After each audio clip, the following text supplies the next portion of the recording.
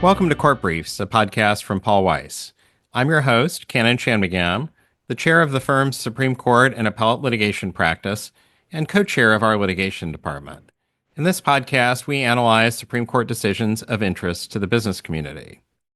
Today, we're going to talk about the court's recent decision in Cunningham versus Cornell University, a case that involved the intersection between burdens of pleading in civil cases on the one hand and a statute called ERISA on the other. Joining me to talk about the court's decision is my colleague, Abigail Frisch. So, Abby, ERISA is one of those statutes that lawyers often talk about, but probably don't really think about all that much. So tell us a little bit about what this statute does. Sure. ERISA stands for the Employment Retirement Income Security Act, which is perhaps not itself that illuminating, but it was a statute passed by Congress in 1974 as a response to a series of private pension failures, mismanagement, and scandals in the 60s and 70s. And Congress's hope was to protect participants of employee benefit plans. And tell us a little bit about the provision that's at stake in this case. Sure. So the main provision here is Section 1106 of ERISA, which requires the plan fiduciary who owes a duty of loyalty to plan participants to abstain from certain types of transactions. And the transaction type relevant here is with a, quote, party in interest. And that corresponds to plan insiders and service providers. But the catch is that Section 1106 begins with the language except as provided in Section 1108. And that section provides a long list of exempted transactions and also authorizes hundreds of regulatory exemptions. The exemption relevant here authorizes reasonable arrangements with a party in interest for necessary services so long as compensation is reasonable. Now, ERISA cases typically involve disputes between employees and the employer who administers their retirement plan.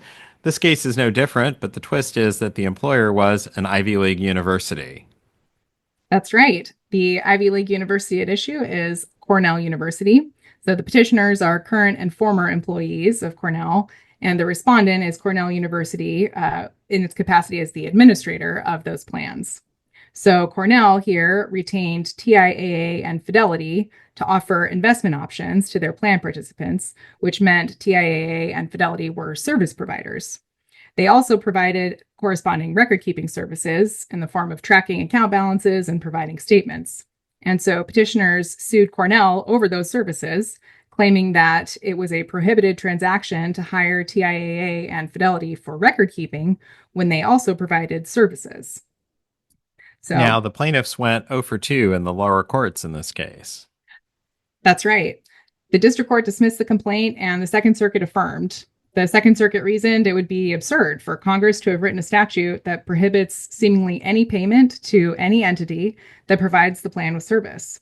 And accordingly, the court concluded that a plaintiff would need to plead that a party in interest transaction was unnecessary or unreasonable to survive a motion to dismiss. And that holding was in conflict with the holding of the Eighth Circuit, which is why the Supreme Court granted certiorari to review the judgment. Now, in my experience, while plaintiffs sometimes win and defendants sometimes win in the Supreme Court in ERISA cases, the one thing you can usually be sure of is that the court's decision will be unanimous. And that proved to be the case here.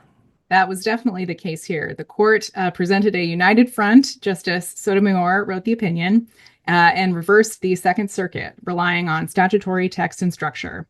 And in terms of text, the court relied on 3 elements that were articulated in Section 1106. First, that there's a transaction. Second, for the provision of services. 3, with a party in interest. And the court said that that's all plaintiff needs to plead for purposes of surviving a motion to dismiss, because the exemptions in Section 1108 are in a separate provision with a separate title. And the court's statutory interpretation precedents tell us that that kind of arrangement creates an affirmative defense, which puts the burden on the defendants. And in terms of structure, Section 1106 creates a categorical bar such that it wouldn't make any sense for plaintiffs to need to preemptively plead around all 21 statutory exemptions and the hundreds of regulatory exemptions corresponding to Section 1108. And beyond that, the court observed that you wouldn't expect a plaintiff to possess the kind of information they would need to do that, given that, at least with respect to this transaction, a plaintiff would need to be able to say whether the transaction was reasonable or necessary. The court acknowledged that this interpretation would potentially allow meritless litigation to proceed to discovery, which could pressure defendants into settling meritless claims. And perhaps for that reason, the court took pains to emphasize a number of safety valves. One that was raised by the government is in the form of Federal Rule of Civil Procedure 7. And that provides that when defendants file an answer showing that an exemption bars the suit, the district court can require the plaintiff to file a reply with specific non-conclusory factual allegations showing that the exemption doesn't apply. Beyond that, the court pointed out that Article 3 standing could justify a Rule 12b1 motion to dismiss if the plaintiffs alleged a prohibited transaction that didn't correspond to any kind of injury, and also flagged that courts can limit discovery or impose Rule 11 sanctions or shift costs if that's appropriate. So, Abby, this seems like a fairly significant decision in terms of its practical implications. What is this going to mean for ERISA plaintiffs going forward? It means that life is a little bit easier for ERISA plaintiffs, perhaps going forward. Like you said, it's a broad decision in the sense both that a lot of people are subject to employer-sponsored benefit plans in some way, and it's a pretty broad interpretation that causes a potential claim for any payment to any service provider. It's one of the things that I think perhaps inspired Justice Kavanaugh at oral argument to say, this seems nuts. So, perhaps that results in broader liability for plan administrators and then correspondingly passing higher fees along. But the safety valves are potentially a meaningful option here for defendants. In particular, Rule 7 seems quite accessible. So, if nothing else, we may be seeing more replies to answers in federal courts in the coming years. That's right. Well, thank you very much, Abby, for summarizing the court's decision. And if you have any questions about the decision, please feel free to reach out either to Abby or to me. And that brings us to the end of today's episode. We hope you enjoyed it. For more information about Paul Weiss's Supreme Court and appellate litigation practice, please visit us at our website, paulweiss.com.